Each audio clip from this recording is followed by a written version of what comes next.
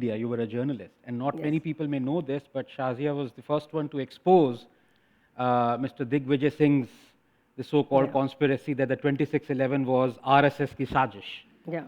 She was the one who actually, so before I pose to you the question, I would like you to frame in your mind as to the circumstances that led you to do that bit of investigative reporting. Yes. And the question is, why do people like Digvijay Singh or, that the kind of, as it is a common phrase to use the phrase, Lutyens cabal, get such a free press when you make such incendiary conspiratorial arguments that something like 2611 was a conspiracy hatched by the RSS? Yes, Digvijay Singh, backed by Aziz Barni, and who later had to apologize, actually made up the story about Hemant Karkare because he was championing the cause of Muslims, that he was actually shot at by the Hindutva, people of Hindutva mindset. And there are many such theories that abound. But believe you me, 3 days of 2611, I was a correspondent and an anchor of Star News.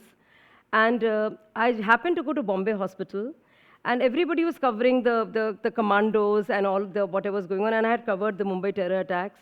Somebody just told me, because I was an anchor and they recognized me, and I happened to go to the ward where Arun Jadhav, they called him the pilot, the operators, they drive the jeep, or Vijay Salaskar.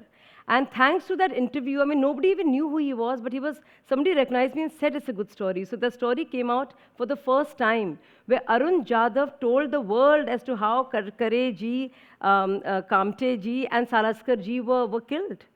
And there was this whole thing made up, and I wrote about it extensively and did a lot of public meetings on the subject. Did you get a chance to interview Digvijay Singh and kind of accost him with this? No, Digvijay Singh met me for many years during the Anna Hazare movement, and not just Digvijay Singh. So not just Congress leaders, and I don't begrudge them that. They are in the Congress party. This is their job. It is politics. It is realpolitik and not idealism. So give them that. I do not blame him. But I'm talking about the likes of the so-called intelligentsia. All the wonderful people who speak for Congress, for corruption, for Bofors, who are ready to immerse in this visceral hatred against Modi ji day after day, day after day. मुसलसल तौर पर उनका बस जिंदगी का ही मकसद हो गया है कि हम कैसे सुबह उठें और मोदी जी को गालियां बकें. So this is so terrifying and terrible for me that somewhere the pursuit of truth and objectivity is not there. While I can see, being a member of the BJP and earlier of AAP, the fault lines, the gaps that are sometimes between a reasoning and logic and what we are saying, and to be self-critical, and I have been self-critical and critical of my party too, I do not see a shred of objectivity in the way a huge section of journalists behave and conduct themselves. It was them who constantly, Digvijay Singh kept telling me, kahan Anna Hazare movement, and do you know how evil he is, how evil Kejriwal is, and whatever. But there was a bunch, and these are the most important, who you and I would consider the most important liberal journalists of our country. All of them went and told me, why are you fighting with them? You are speaking against UPA 2 corruption, but do you realize that Anna Hazare movement is RSS sponsored? RSS funded, RSS motivated. And I said, yeah, even if it is, it doesn't matter to me, because we're fighting the corruption of UPA too. And we're fighting for our country and for its resources and for transparency and better systems and better governance. And that logic did not work. And they were shocked even then that why I, as a Muslim, would do that. And their messages, and Tisa Sitalwad and all were aghast, because I had worked with them earlier, that how could you do this to us? And I said, but aren't you against corruption? Doesn't corruption impact all of us all?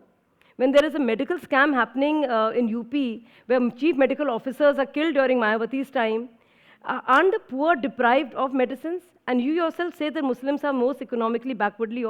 So what are you talking about? I didn't get it. You see, I never got it. Only because I questioned. As a journalist, I was asked to interview Shri Ravi Shankar. It became such a beautiful interview that Shri ji only wanted me to interview.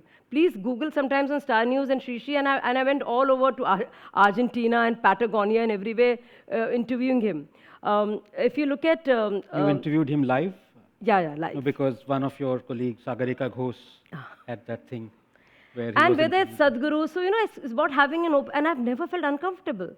I've never felt these horrible godmen, this Hindutva peddling people. I don't know where this comes from. It is such an unfair hatred, and they haven't even bothered to find out. So my only appeal to all of them is, get to know. You have a problem with RSS? Have you met any of them? And my interaction with RSS, I'll tell you.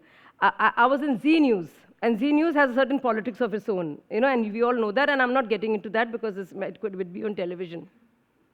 I was a young cub reporter from Jamia Masscom, and they said, I wanted to cover, and they were giving me all the things like lifestyle. I said, no, I want to cover politics. I'm made for that. I was this 22-year-old crazy girl at that point of time. I continue to remain crazy, and I'm proud of it.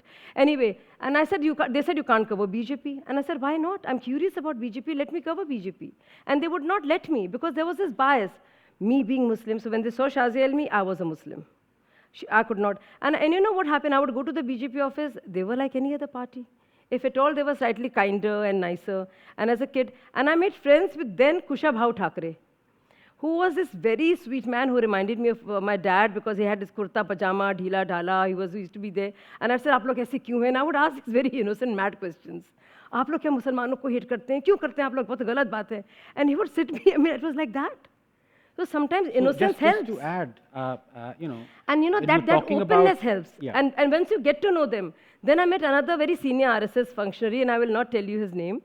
And I started talking to him, and I expected him to talk about sanskar and Bharat and tilak and sindoor and sari, and this is the impression they've created.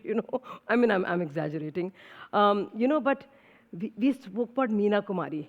And he was a huge, ardent fan of Meena Kumari. He knew the poetry, the shairi of Meena Kumari, which I can tell you is very sakht Urdu. It's not regular spoken Urdu. It's just brilliant. Read Meena Kumari's shairi.